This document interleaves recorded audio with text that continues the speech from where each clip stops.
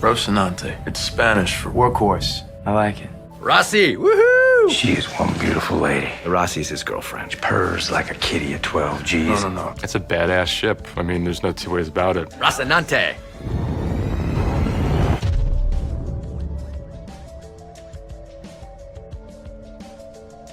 Flying is more important to Alex than breathing. You give Alex an incredibly souped up, sexy, beautiful, powerful gunship like the Rocinante.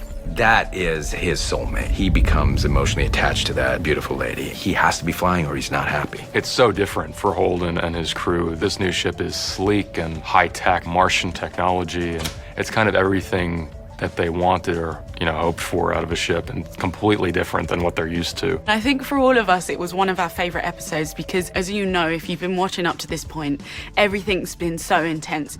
Oh, Jesus. Oh, patch him up. We're in crisis. We need to survive. We're going to die. We're not going to die.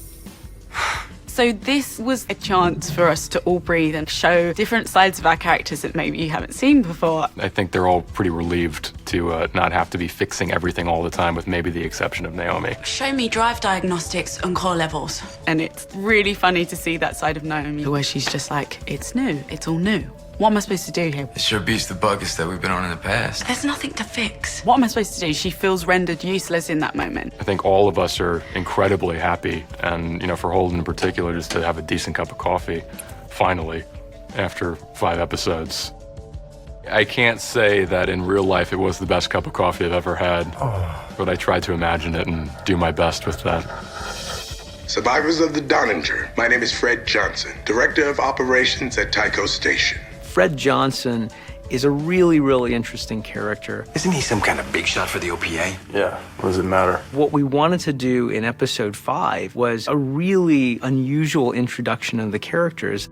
It starts 11 years ago, and you're watching these belters who've taken over a station.